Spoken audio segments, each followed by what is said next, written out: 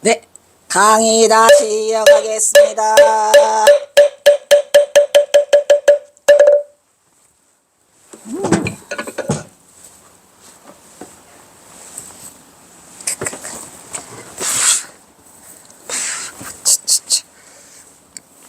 그 다음에 뭐냐? 경어의 탄생지? 경어의 탄생지는 아까도 말했지만 자동리가 아니고 동리랬죠. 경어 성어가 조선 말기 철종 8년 이거 잘못된 건데 기운데 1849년 기운데 잠깐만 이게 그것 때문에 그래. 인간경어 때문에 이게 헷갈려. 철종 8년 같은 1849년 기육 맞아? 아, 또 배고파. 1849년 기우년 잘못 썼죠? 닭띠. 경선사는 기우고 나는 정유고. 이 닭띠들이 조금 이거 좀 고쳐주시겠어요? 이 정사년이라고 한 거는 이건 안 돼. 그리고 철종 8년도 아닌 것 같은데 걔네가 1849년이 철종 8년이야? 아니지. 철종 8년? 맞아? 기우인데 철종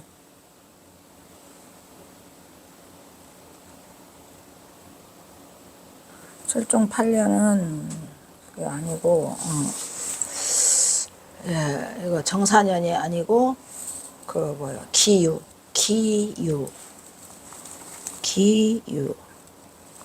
철종이 1849년에 즉위식이라니까 철종 1년이구만 8년이 아니고 기유 한꺼번에 두 개 쳐봐. 두 개를 한꺼번에. 오케이.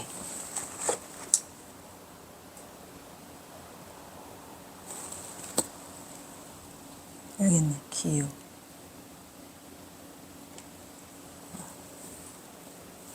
기유 철종 1년 8년이 아니고 1년.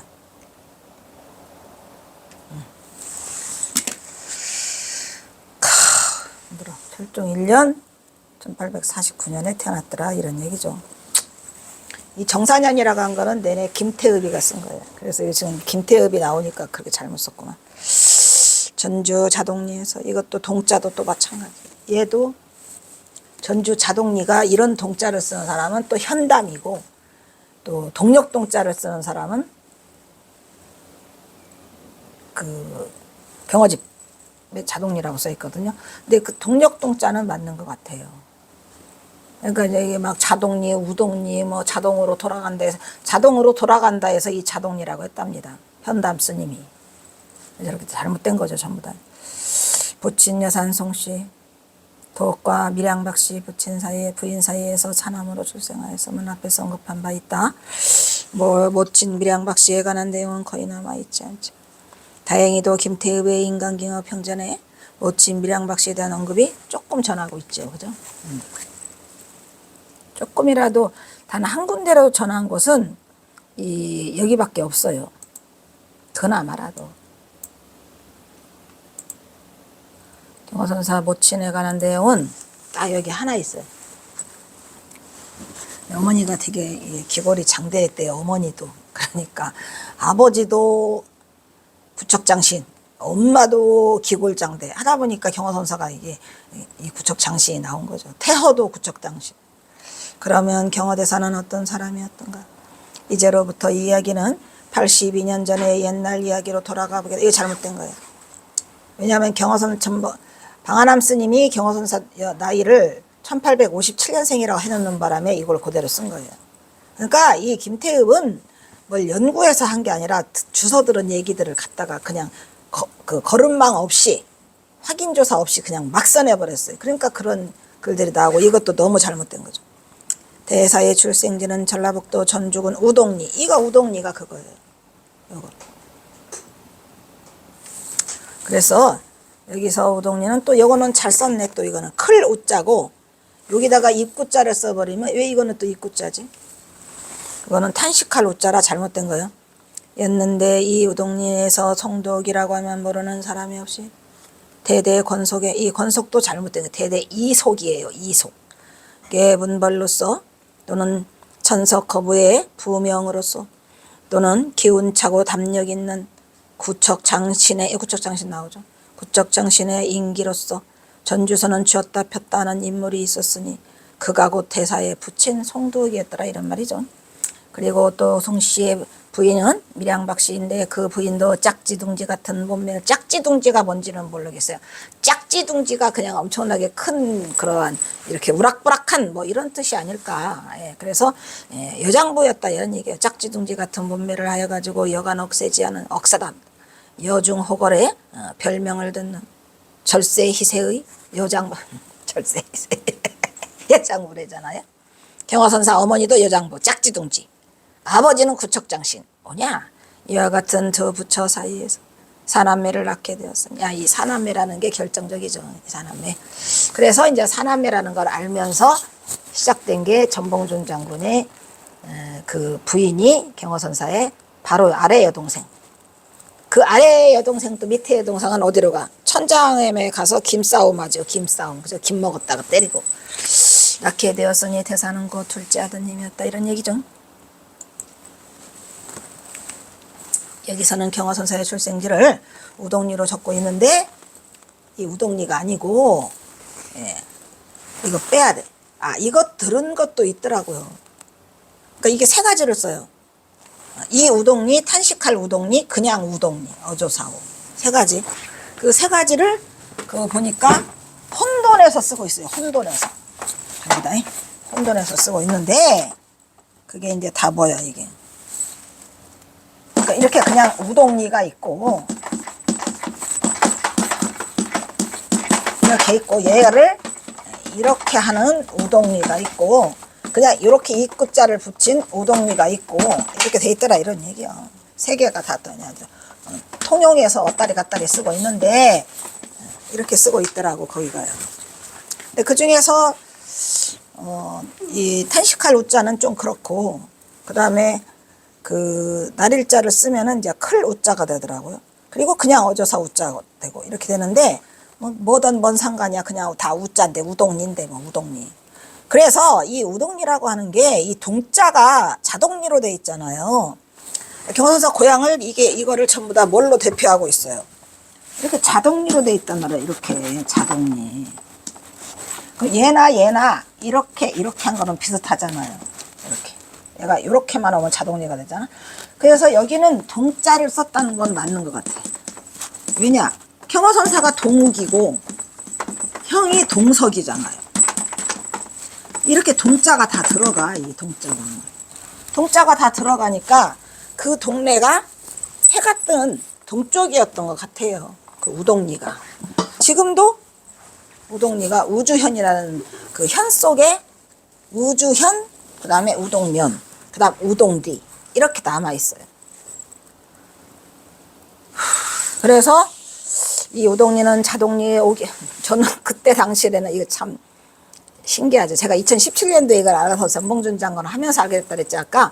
여기 2016년에 이걸 쓰면서도 자동리의 옥이라고 보이잖아요. 자동리로 잘못 썼더라라는 거를 이렇게 뻔뻔스럽게 제가 하고 있어요. 몰랐으니까. 그래서 부친의 언급으로 송독이라고 하면 모르는 사람이 없이 대대 건속이 아니고 이속, 이호 예병 현공 있잖아요. 이방, 호방, 예방.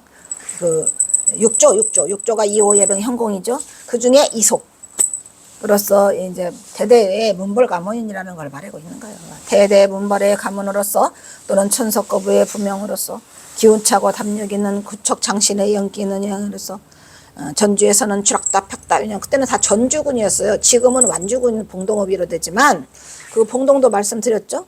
봉상면 구물이와 그 우동면 우동리. 지금 우동면이 우동면이 그거예요. 봉상면 구미리의 봉자와 우동면 우동리의 동자를 따갖고 봉동으로 만들어놨다. 그러니까 봉상면 구미리는 전봉준 장군 고향이고 우동면 우동리는 경호선사 고향이고 플러스 바로 옆 동네. 대단한 얘기죠. 그러니까 우리가 제가 경호선사에 대해서 처음으로 찾았을 때 느꼈던 건 뭐냐면 이 봉상면 9mm와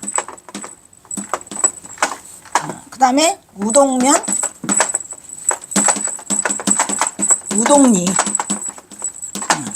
여기에서 이제 이게 플러스인데 봉상면 9mm는 전봉준이고 전봉준이 13년간 살았잖아요 여기서.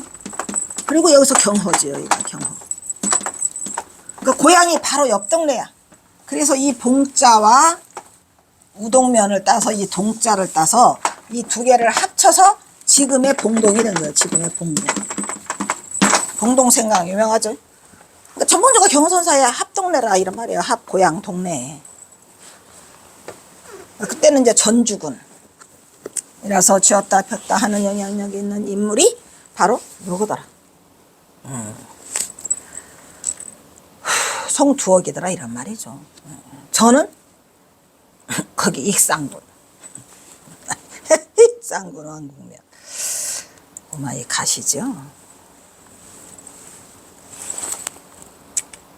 그리고 모친 밀양박사의 관한 묘사로 송씨의 부인은 밀양박씨인데 그 밀양박씨 집성촌이에요. 거기가 익산군이 그 아래 바로 옆에 익산군 왕국면 그쪽이 밀양박씨 집성촌이 있었다고 합니다. 그래서 시집을 바로 간 거죠. 이 부인도 짝지중지 같은 몸매를 하여 가지고 여간 억세지 않아 여걸 호걸의 여중 호걸의 별명을 듣는 여걸이었다고 합니다.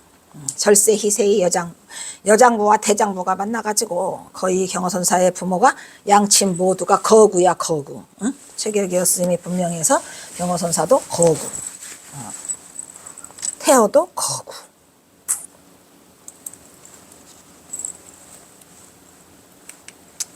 이것은 훗날 선사의 체격이 귀골이 장대한 구척 장신이었다는 것을 뒷받침할 수 있는 근거를 제공하고 있으며 이와 같은 두 부처 사이에서 사남매를 낳게 이 사남매라는 게 엄청 말했죠.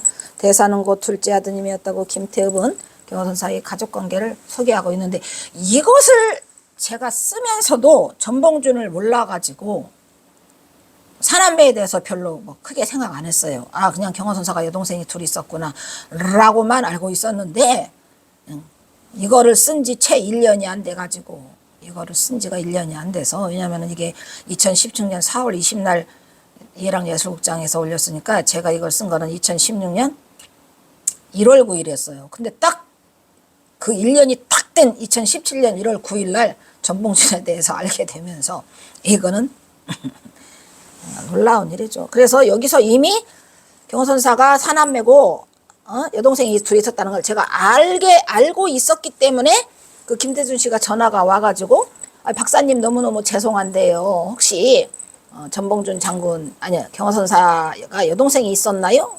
여동생이 있었지. 왜? 전봉준 장군과 그 혼인했다는데요. 라고 해서 만약에 이 김태읍의 인간경어를 제가 먼저 안 해놨더라면 상당히 당황했을 거예요. 그럴 리가 있나? 어떻게 경호선사가 뭐 여동생 있다는 말 못 들어봤는데 이렇게 할 텐데 그게 아니고 이미 이 김태엽 거를 제가 다 이걸 알고 있었던 상태에서 이게 왔기 때문에 이거는 뭐 틀림없는 그렇게 돼서 오늘의 경호선사가 전봉준의 관계를 알게 되는 그런 계기가 된 거죠. 경어의 초명은 동욱이다. 법호는 경허 본명은 성우이며 경허보다 먼저 출가하여 공주바옥사에서 덕도한 친형인 동석은 이름이 태어요. 경허태어. 내가 보기로는 아마 경허선사가 이게 지금 태허도 이름을 지어주지 않았을 거. 경허선사가. 근데 또 이게 문제가 있어요. 태허. 거기까지. 태허 성원으로 훗날 천상함 주지가 되어 이들은 23년 만에 다시 만나게 되죠. 언제? 1880년 1월에 그죠? 80년 왜 태허가 그 천장암 주지로 발령을 받아요. 경호선사가 1879년 11월 11월에 깨쳤는데 갈 곳이 없어. 갈 곳이 없어서 둥글어 빈둥빈둥. 그래도 가야지. 갈 곳은 없어도 나는 가야지. 그래서 어디로 가? 천장암으로. 천장함에 기다리고 있어요. 하늘이 탁 두 팔 벌리고 경호선사를 기다리고 있어요. 와, 오라고. 그래서 천장암 추지가 되어 23년 만에 다시 만나서 경호는 태어난 지 사흘 동안 울지 아니. 경호는 태어난 뒤 사흘 동안 안 울었죠. 3일 무흡, 그 신기 유아, 그죠? 사람들이 다 이상하게 여겼다고 전한다.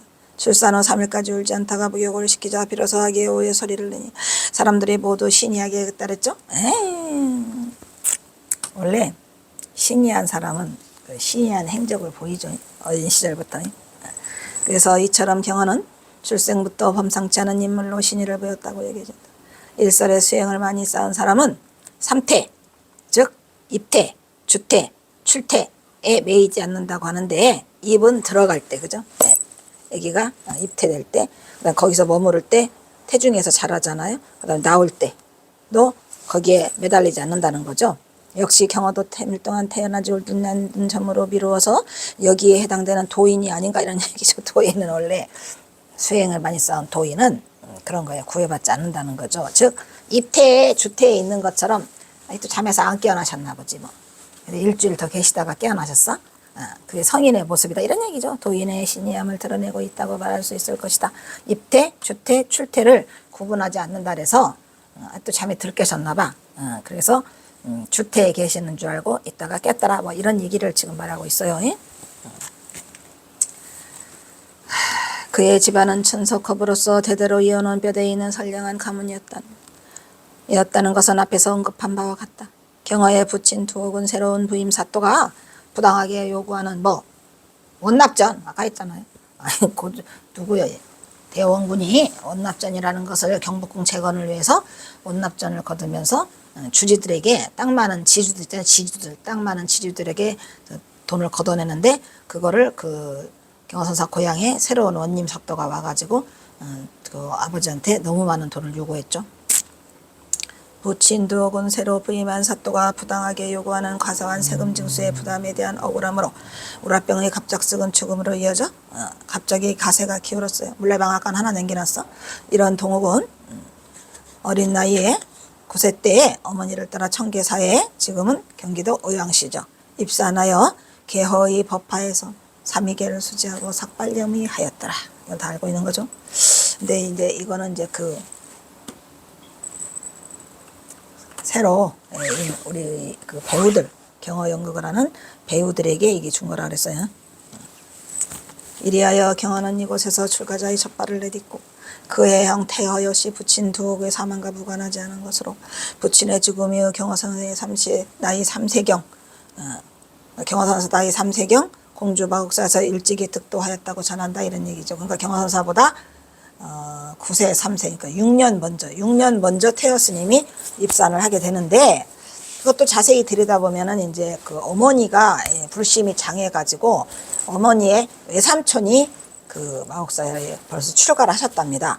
그래서 이제 그 따라서 외삼촌을 따라서 이제 태허가 먼저 출가를 하게 되죠. 경허선사보다 6년 먼저 3세경. 하지만 경허 부친 송두옥은 경허가 태어난 해에 사망하였다는 설과 경허 3세, 8세, 9세 등설이 여러 설들이 혼재하고 난무하지만 정확히 말하면 9세라 8세라 그랬죠. 이 부분에 대한 보다 자세한 연구는 좀 더 정확한 근거요. 왜냐하면 이게 안 되는 거는 경허선사가 3세에 그 아버지가 죽었다 그러면 누구를 못 만나요. 경허선사 3세에 아버지가 죽었다 그러면 전봉준을 못 만나요. 전봉준 아버지한테 전창혁이한테 얘도 빨리 데리고 이사 와라 라고 해서 어디로 이사 와라요? 홍상면 9mm로 이사 오잖아요. 그 핏덩이 10개월짜리를 데리고. 그러면 경허선사와 전봉준은 6살 차이가 나기 때문에 적어도 경허선사 아버지는 6살 이후에 가셔야 되는데 이제 8세에 그 보따리를 다 치고 어린 남매를 데리고 그 삼남매를 데리고 청계사로 아니 시흥시로 올라온 게 8세니까 경허선사 아버지는 8세에 열반하신 거죠. 그래서 이 부분에 대한 연구가 필요하다. 나중에 또 이걸 다 논문으로 써요. 다만 경허의 청계사 출가가 9세죠. 그래서 적어도 경허 출가는 부친 사망과 큰 연관성이 있을 것으로 생각돼서 8세가 제일 좋더라. 특히 경허가 출가를 감행한 9세 이전에 이미 경허의 속가형인 태허 성원 태허가 공주 마옥사로 출가해 있었죠. 3세 때. 이때 태호의 출가도 부친의 죽음과 무관하지 않을 것으로 보이는데 이거는 또 경선사 어머니가 그 불심도 장하고 또 아버지가 그렇게 돼서 이제 또 했다 이제 이렇게 해서 그 외삼촌이 이미 출가를 해 있었더라 이런 얘기죠. 그러므로 이런저런 상황을 미뤄볼 때 적어도 송독의 사망은 부득이 경허 9세 이전 즉 8세다 이런 얘기죠. 확실할 것으로 사료된다. 그리고 경허의 단생지로서 불확실한 자동리, 이 자동리 끝났어? 우동리죠. 현재의 전북 전주시 덕진구 덕진동 이것도 꽝. 이 덕진구 덕진동은 제가 잘 아는 게 제가 우리 집 고향이 익산군 왕궁면 강암리라고 했지만 제 출생지는 전주시 경원동 1가 40번지로 돼 있어요. 그래서 거기에서 그 덕진 연못이라는 데가 있어요. 그래서 제가 어렸을 때 그 단오날 되면은 그 덕진못에 가가지고 그 물을 떠와요. 그 덕진못에 있는 물을 떠다가 머리를 감고 제가 좀 피부병이 있었다 그랬잖아요. 제가 태어날 때 그냥 머리에서 발끝까지 피부병으로 다 뒤집어 쓰고 나왔답니다. 제가. 어이가 없죠. 그래서 제가 태어날 때 그냥 온몸에 피부병으로 둘러싸여 있어가지고 한참 클 때까지도 제가 이 약을 발랐던 기억이 나는데 그 엄마가 덕진 못에 가가지고 그 물을 갖다가 이렇게 단오날 이렇게 다 발라줘요. 몸뚱아리에다가 전부 다 발라주는데 굉장히 오래 갔어요. 근데 사실은 지금도 있어요. 지금도 있어요. 지금도 있어요. 어찌됐건 이 덕진 못은 그래서 제가 너무 잘 알아요. 왜냐면 해마다 가서 거기 가서 물 퍼다가 이 피부병을 치료하느라고 이렇게 바르고 그랬거든요. 그래서 이 덕진구 덕진동일 가능성이 크다고 말하는데 그 꽝이에요. 꽝. 0%예요. 그 이후로는 이곳은 여산송씨의 집성촌이랍니다. 거기가 집성촌인 건 맞아요. 조선시대 사대부들이 많이 살던 주거 공간이었기 때문에 여산송씨인 경허가 태어나 성장했을 것이라고 추측할 수 있기 때문이다. 근데 그렇지 않아요. 왜냐면은 우동리에 이미 거북바위가 경허선사 고향이 경허선사 고향은 우동리다라고 김태읍이가 이미 써놨잖아요. 그 우동리가 거북바위가 있고 지금 경허선사 그 원구암리죠. 거북바위가 이때서 구암리인데 구암리가 또 생기니까 원조 경허선사 고향이 원조거든요. 그래서 원구암리. 그 옛부터 성인이 출연한다고 이미 거북바위가 있었고 경허선사 고향이 우동리라고 써 있는데 덕진구 덕진동 같은 소리 하고 있는 아니죠. 별게 다 많더라고요. 제가 이거를 연구를 하다 보니까 오만 그 뭐라죠 유언비어가 넘쳐요. 그리고 왜요?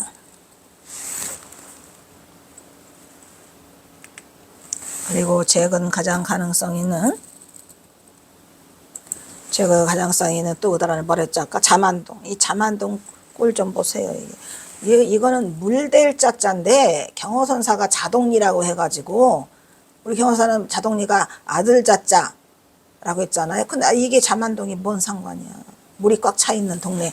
제가 말씀드렸죠. 이성계의 그 선조들 목조, 익조, 도조, 환조, 그죠? 목조, 익조, 도조, 환조가 거기서 그 살았답니다. 그러니까 전주 오목대. 그래서 그 전주에 가면 경기전이라는 데가 있거든요. 그 풍남문 옆에 경기전이라는 데가 있는데 그 경기전이 그 태조 이성계의 진영을 모셔놓고 제사를 해마다 지내요. 전주에서. 전주는 경기전, 풍남문 옆에 전주 가명이 있었어요. 옛날에 전주 가명. 그리고 남부시장. 그냥 도통했죠. 내가 거기 살았으니까. 그래서 여기에는 잠원동이 잘못된 거고 이 자동리가 이 글자가 우동리로 보였다 얘기예요. 어조사 우자 똑같잖아요. 이렇게 하면 어조사 우고 얘만 없으면은 어조사 우자잖아요. 우동리가 맞다니까. 그래서 강정비 점 지명으로 현재는 전주시 교동왕교 근처란 주장도 제기되고 있는데 이것도 다 꽝. 제가 다 15번 내려가 봤는데 그냥 가능성이 0%예요. 논자도 또한 이 교동왕교 주장에 다음에 여러 가지 이유를 근거로 힘을 실어주고 있지만 이거는 전봉준 장군이 태어나기 이전이라 천봉준 장군이 경허선사 관계성이 있다는 걸 알기 이전이라 전봉준 장군 하니까 동상면 구물이 우동리가 그냥 아까 했잖아요. 이게 합쳐져 갖고 그냥 봉동이 된 거예요. 같은 동네 바로 옆 동네. 서당도 같이 다니고 서당리도 있고 이래서 그냥 모든 게 싹 한순간에 끊어져 버리고 그냥 우동리로 끝. 정리가 된 거죠. 말하자면. 진짜 우연찮게 전봉준 장군 나와서 발표하다가 우동리도 알게 됐고, 가보니까 우동면 우동리 옆에 봉상면 9mm가 있어서 그 봉동하고 동자를 합쳐서 지금의 봉동이 있다면, 봉상면 9mm의 봉자, 우동면 우동리의 동자를 합쳐서 봉동. 1913년 일본의 행정개혁 개편에 의해서 끝. 모든 거는 다 운명 따라서.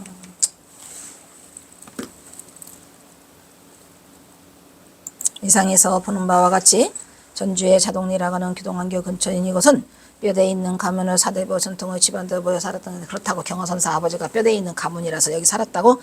절대 그렇지 않아요. 지금도 전통 한옥이 절벽에 들어선 양반 가문의 집성촌이기 때문에 경허의 고향임이 확실하다고 추측할 수 있다. 이것도 꽝. 양반 가문이 살고 사대부 전통이 있다 해서 그게 되나. 이미 만약에 전봉준이 등장하지 않았으면 뭐 이럴 가능성도 있다라고 해서 저도 여기 15번 내려갔다 했잖아요. 전주를. 전봉준 나타나니까 끝이에요. 그냥 봉상면 9mm 우동면 우동리가 옆 동네인데 어떡하라고. 끝. 그래서 해석하기도 경허의 탄생지 그곳이 오늘날의 어디인지는 절대로 어느 것도 확실하지 않았어요. 절대로 확실할 수가 없어가지고 그거를 찾고 찾다가 그냥 전봉준이 걸려드는 거예요. 거기에. 왜냐면은 송두옥이를 전주를 15번 내려갔는데 어떻게 하나 하다가 우리 회원이 송두옥이를 치니까 송두옥이 그냥 전봉준이 걸려들어와. 송두옥을 왜 쳤을까요? 그분은 경허선사 아버지가 송두옥이라는 거를 제가 수업 시간에 여러 번 강조를 했어요. 근데 그분이 이제 그냥 송두옥을 쳐본 거죠. 아침에. 대단한 거죠.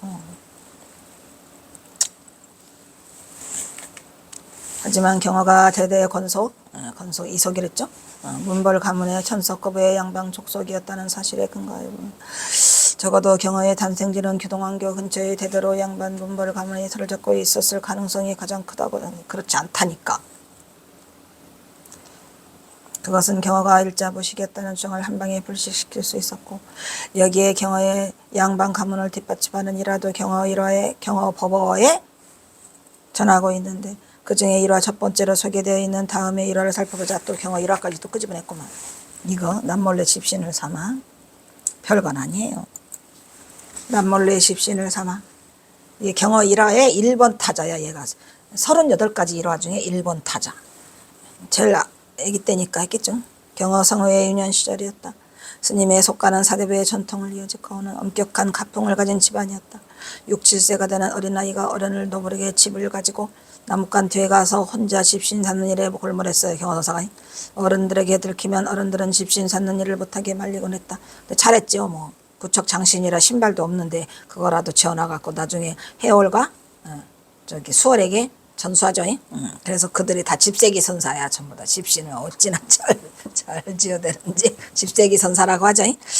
이유는 양반의 자제가 어려서부터 집신을 삼으면 발자가 사납다는 데 있었다. 그러나 못하게 자라다가면서도 몰래 열심히 신을 담아 집신을 쌓는 그러한 습관을 일찍 익혀두었더라 라고 하는 게 그게 경허선사 1화에 적혀 있죠. 그래서 이제 이거는 뭐 양반 가문이다라는 거를 내세우려고 하는데 그렇다고 교동왕교가 되는 건 아니죠. 스님은 후일의 체구가 보통 사람보다 훨씬 큰 구척 장신인데다가 수족이 보통 사람보다 월등하게 커서 신발이나 버선이 보통 범인의 것으로는 사용할 수가 없어요. 집신을 또 해놓은 게 없으면 어떻게 맨발로 저벅저벅 도무지 맞지를 않았다. 시장에 가서 신을 아무리 골라보아도 스님 발에 맞는 것은 없었다. 그리하여 스님은 자신이 신을 몰래 삼아가지고 다녔으며 예비용으로 주장자 끝에 달고 다녔죠. 맨날 집신 하나 달고 다녔죠. 주장자에다가. 주장자를 경허선사는 큰 주장자, 이게 두꺼운 주장자를 한 게 아니에요. 단장, 그리고 날창날창한 아주 얇은, 저 사진에 나와 있잖아요. 저런 거. 한 손에 들을 수 있는 거예요. 그것이 뭐랬죠? 연수목. 연수목이라고 했죠. 그래서 연수목을 들고 다녔다 이런 말이에요. 그래서 스님은 그리하여 스님은 자신이 신을 삼고 감태나무를 했죠. 감태나무로 만든 거를 연수목이라고 하는데 오래오래 생명이 오래 살으라고 해서 연수목이라고 했답니다. 발에 맞는 것은 없었다. 그리하여 스님은 자신이 신을 꼭 삼아가지고 다녔으며 예비용으로 주장자 끝에 달고 다녔다. 만약에 없으면 맨발인 채로 끝없는 여행을 하시기도 했다. 어려서부터 작년에 작년에 나중에 늙어서 자신의 신에 꼭 맞을 신이 없는 것을 미리 혼자 생각해서 그거를 그 집신을 잘 삼아놨던 것 같다 이런 얘기죠. 경어의 행로는 구척 장신의 비승비속의 풍물을 꾸며가고 다니다가 어느 때는 맨발로 백주대로를 다녀요. 활보해요. 맨발이면 어때요? 나도 맨발 엄청 잘 신거든요. 동네에서 그냥 비만 오면 맨발에 그냥 막 다 걸어요. 저는. 가지고 어느 때는 맨발로 백주대로를 활보한다. 붙인 투업을 버텨 집신을 삼지 못하게 하면 집신 삼지 못하게 하면 자신을 예단을 맞아가면서 몰래 열심히 신을 삼은 경어의 집신을 삼는 그러한 습관을 일찍이 익혀둔 것으로 보입니다. 그런 얘기죠. 그거라도 익혀뒀으니 교사가 하고 또 훗날에 그 집신을 통해서 깨달음을 얻는 자들이 있죠. 누구? 해월굴에서 공의로 신공을 두드리다가 깨치죠. 그러니까 그것도 또 집신. 또 누구 또 집신을 했죠? 수월선사도 경선사가 집신을 삼아서 그 어디요? 우리나라 자기 만주를 넘나드는 그런 우리 민족들에게 민초들에게 주라 그랬죠. 그래서 그 집신이 큰 역할을 해요. 경어선사는 물론이고 덕분에 경어는 후일의 체구가 보통 사람보다 훨씬 구척 장신이고 게다가 수족이 보통 사람보다 월등하게 커서 어선이나 신발이 도무지 받지를 않아 시장에 가서 신을 사도 골라봐도 보통 범인의 것으로는 사용할 수 없었기에 경어는 완전에 가까운 완전하게 익혀뒀죠. 익혀둔 집신을 삼는 솜씨로 자신이 신을 삼아 꼭 가지고 다녔으며 예비용으로는 주장자 끝에 매달고 다닐 수가 있었더라. 이런 게 이제 전해지고 있죠. 그러나 여벌이 없으면 맨발인 채로 끝없는 여행했다. 이것은 어디에 전해졌어요? 어려서부터 작년에 신을 없을 것을 미리 혼자 생각했듯 싶다고 경어집은 전하고 김태읍이 전하는 아래 내용에서도 구척 장신의 그 괴승. 김태읍은 또 이 이야기를 괴승이라고 해갖고 괴승의 행보로 지나가고 있죠. 이 괴승이 뭐예요? 저기 안변 서강사 가려고 원산을 지나다가 그 헌병대에 걸리잖아요. 그때도 맨발이었어요. 그러니까 이 맨발로 누가 다닌다는 거는 이거는 아무도 흉내를 낼 수가 없어요. 왜? 웬만한 배짱 가지고 어떻게 맨발로 다녀? 이 경어선사는 저벅저벅 그냥 맨발로 다녀. 그러다가 이제 눈에 걸려가지고 이제 일본 헌병에 두드려 맞는데 이제 이 누구 지금 김태읍의 인간극의 평전에는 경어선사의 그 배짱 그거에 대해서 이제 이 맨발을 쓴 그런 내용이 또 있죠. 어디서 끊어 또 반곡점이 나와야지 끊는데 또 나오긴 나오네.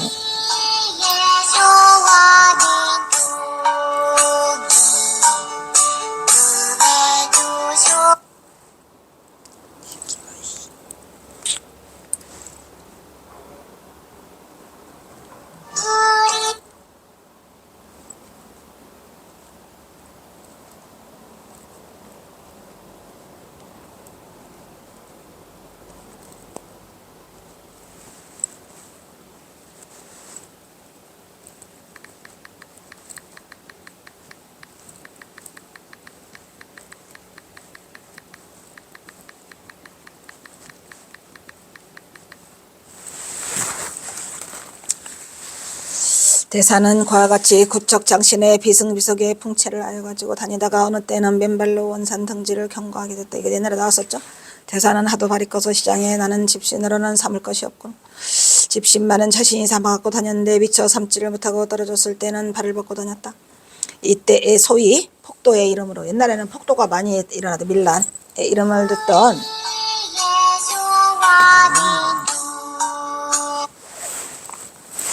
뭐요?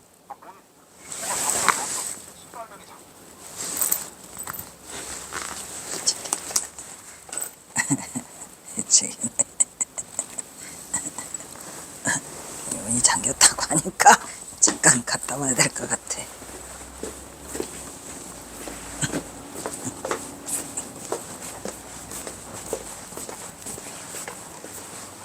누구지?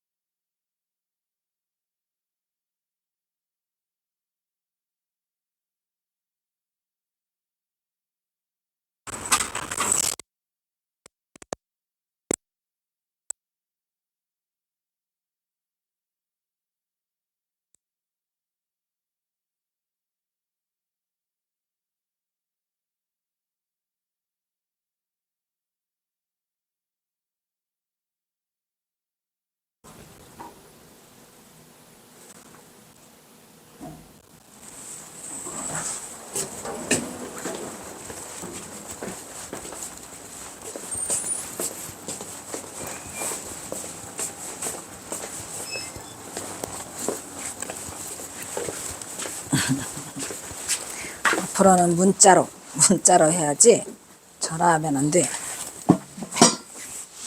에이, 어디까지 하다 말였냐. 그래서 폭도의 이름을 듣는 토비병이 이곳저곳에서 밀어넣는 거로 그것을 진압하기 위해서 수비대가 여러 군데 있었다 그랬죠.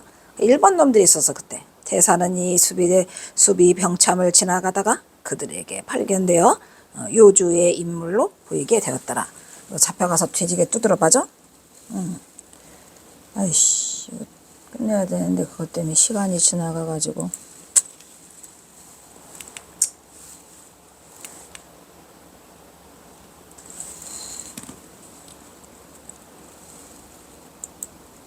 꺼내야 되겠구만.